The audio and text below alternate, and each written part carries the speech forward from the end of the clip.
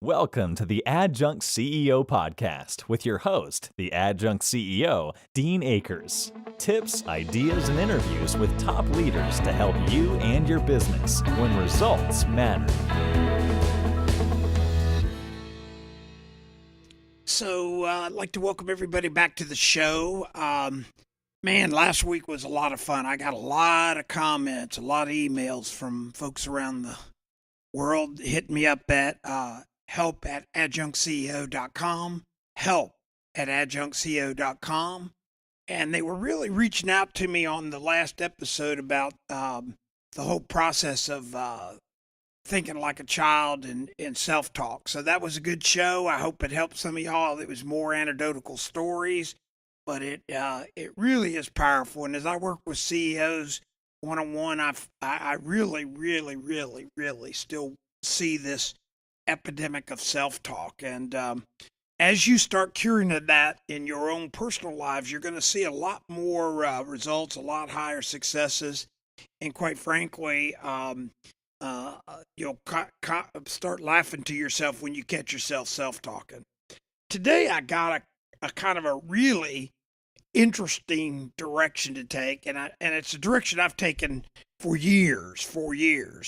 And when I've been meeting with different folks over the last several months doing my adjunct CEO work here in the Tampa Bay area, I get a lot of folks when I bring this up, I get this just blank stare like I'm crazy or something.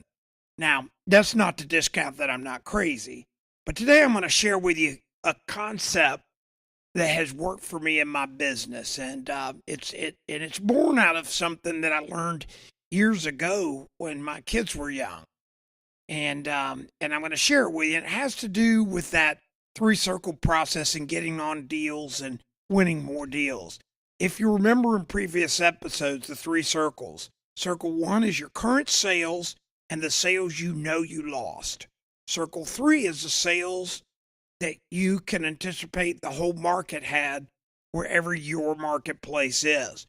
Circle two is just nothing more than the math of circle three minus circle one. And that's the really crazy circle. That's the circle which for most businesses, when they talk to me, they fill this out, they go, "Oh, that's the circle we didn't win." I go, no, that's the circle you lost for for only one reason. You didn't even know about it. The customer didn't contact you. There was no engagement. You just were not even on the deal. Now, when we go through this exercise, that second circle really begs the question of, is it really competitive in the marketplace, and does price really matter? And the answer is generally no. You're going to be price competitive, so we're going to go with that's not a big issue. And one of our future shows, I'm going to share some really pricing stories that'll show you that it's even less important as long as you create your own value. But today we're going to stay with the three circles, and a technique that I've used that is a really interesting technique that if you haven't tried it, I encourage you to try it. And the reason this show's so big to me today is I've shared this story to people over the last couple of weeks. And when I share with them my solution, they sit across the table. And if I film their body language, it's hilarious. They look at me like I have lost my frickin' mind. And then when we walk through the academics of it and how and why it works, they get this look like, oh my God, I've never even thought of it in that context. So here's how it works. You take your sales team. Well, let me go back to a store. Years ago, my kids were in Little League, and this is before they got into that Little League stage where the fathers are just dead serious and you have real coaches and stuff. So this is, I don't know, 9, 10. It's past T-ball. So they're actually swinging at balls coming to them. It may be coach pitch or whatever. But I remember the fear that the kids had in striking out. And I remember the sense of disgust when they would come over into the dugout after striking out, which most of them did at that era. Their parents sitting in the bleachers going, "Oh, the size when their kid struck out, the kid coming back, the other people saying, hey, you struck out, and just this whole despair that they would go through. So I was thinking one day, the biggest fear that was happening to these kids was their fear of failure, their fear of looking bad to their peers, their fear of how their parents responded. And so when they went up to that plate to swing or to go up to bat, they were so nervous, there's not a chance they could hit because they wouldn't even swing. They would just stand there. Now, these are young kids. These are not, major leaguers or something. But the point is the same. When you see this, so I came up with a thought process. What if I could take the fear of failure away? What if I could actually take the fear of failure away? How would they approach it? Now, there was no downside to this, so I said, I'm going to try this. So I got with our team, and we actually started practicing striking out. Like it was okay to strike out. Like we would encourage, get up there. Let's all see if we can strike out. Now, I know you're thinking, if you're listening, this guy has now really lost it. I need to get him a podcast on crazy people because he's totally lost. Well, interesting phenomenon. So the kids get up, they have no fear, and they swing at it knowing that it's okay to strike out. Well, even swinging at it, knowing it's okay to striking out, knowing that fear doesn't matter. Nobody's going to ridicule them when they come back to the dugout because they, in fact, were supposed to strike out. Well, guess what happened? They got up there and they would hit the ball. Now, hitting the ball was always something we wanted to do, and they knew that. But we told them, we're okay. We want you to get up there and strike out. We just want to make sure you're up there at bat, and we're just as proud of you striking out as you are hitting the ball because we know you're up there working it, and you're actually up there taking a shot at it. Well, that disarmed them. So they would get up with the confidence of knowing that, hey, I'm going to strike out, because they always thought they were going to strike out because they were always afraid. And suddenly, the fear of loss of striking out and that being something bad allowed them to suddenly start hitting the ball. And as their confidences grew, we didn't really have to worry about striking out, but they knew there was nothing wrong with it. And I'm reminded, if you bat over 300 in the major leagues, which means out of every 10 bats you hit 3 times, you're going to be a very wealthy major league batter. So think about the logic of allowing strikeouts, but getting up there and making it happen. So how does this translate into hyper-growing your sales? Well, that second circle we keep talking about are the sales you lost for only one reason. You have your sales you won in the first one, plus the sales you know you lost, where they bought from somebody else and you had a quote out. That was circle one. We've been able to determine all the sales in your marketplace that sell to your competitors' close or however they get closed. That would be circle two. And then, circle three. And then circle two is nothing more than the math of subtracting circle one from circle three, which equals all the sales you lost for one reason. You didn't even know about it. Your customer didn't even, or the customer didn't even contact you.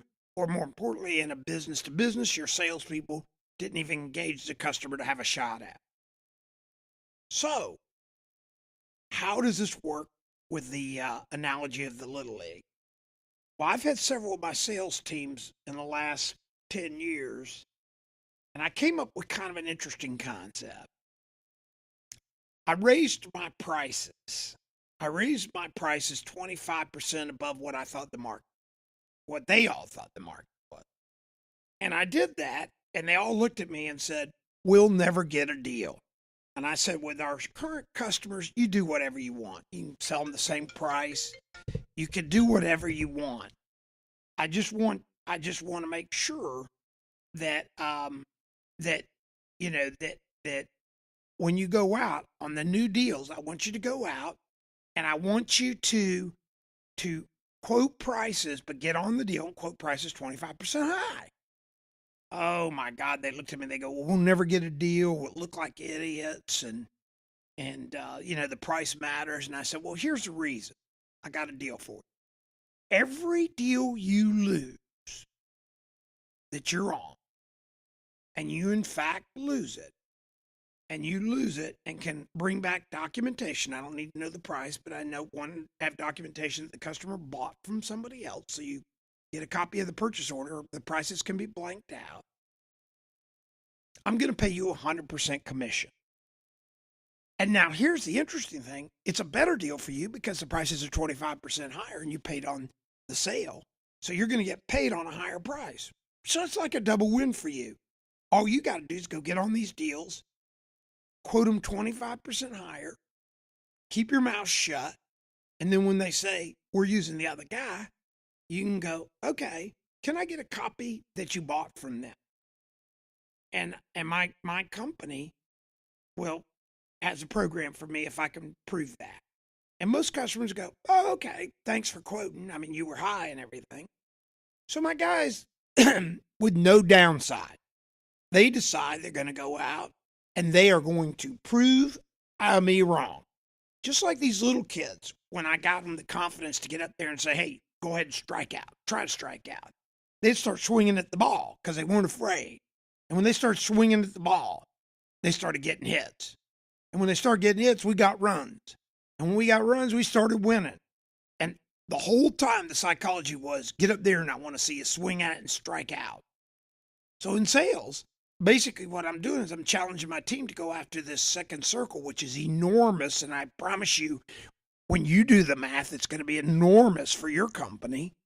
And all I want to do is strike out. I want you to be on the deal and lose it. And I'm going to raise the prices so there's a high probability you'll lose it because it's so price driven. Oh my God, or that OMG. They go out to prove you wrong. And they go out with this higher price. And you teach them, give the price and shut up. Don't give the price and say, oh, well, we're high, or don't say I'm always the most expensive. Just confidently say our price is X, and then shut up. So my teams have gone out to prove me wrong. I mean, they've just, this guy's crazy. We're going to go out. Well, first thing you know, they give the customer goes, can you do that by Friday? I said, yes, sir. Can I get your price? It's X. And they go, well, great. See you Friday.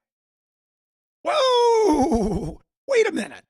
You're supposed to beat me down. You can't give me this sale. I'm supposed to lose it because my price is 25% high. Wrong. The customer engaged, the customer bought, and you brought the order in. Now, what happens to that, same as these kids that were encouraged to strike out? Suddenly, there's newfound confidences in your sales force. Suddenly, they realize something that I found out years ago when I was a young sales guy. I had zero chance of getting a deal I didn't know about. Just like these kids have zero chance of hitting a ball they don't swing at. So once I got my sales teams to understand, go get on the deal. That's all I care about. I don't care if we lose them or not, but I really do care if we've got 5% market share and we're not, and that means almost 95% of the deals going down, even in a bad economy, are happening because we don't even know about them. Unacceptable.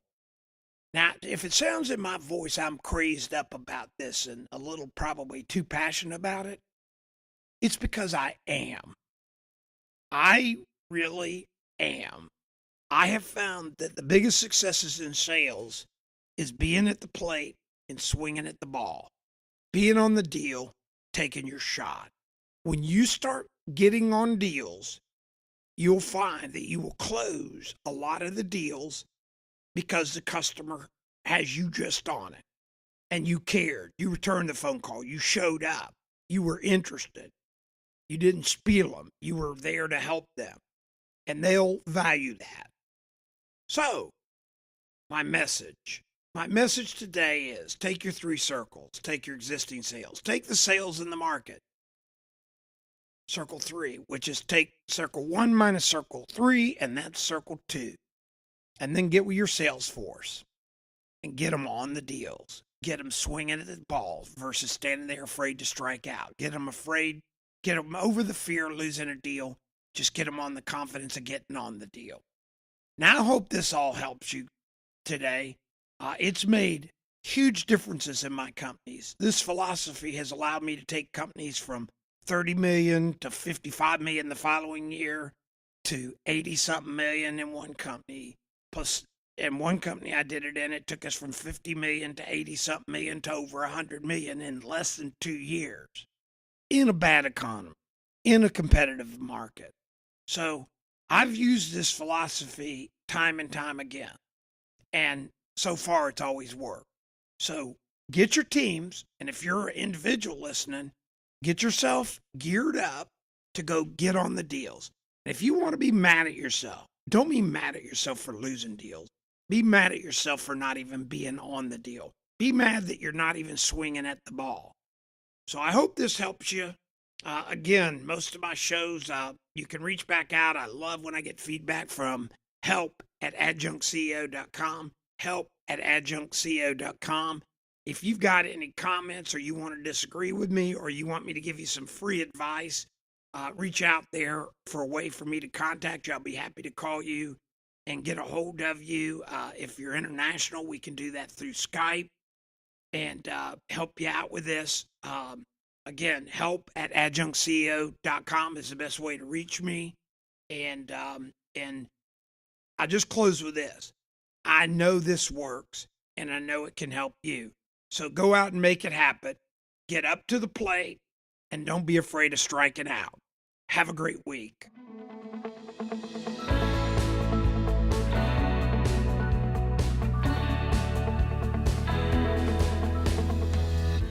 We hope you enjoyed today's show. Make sure to like and subscribe so you don't miss a single episode. If you have any questions or need some help, just email help@adjunctceo.com. Thanks for tuning in.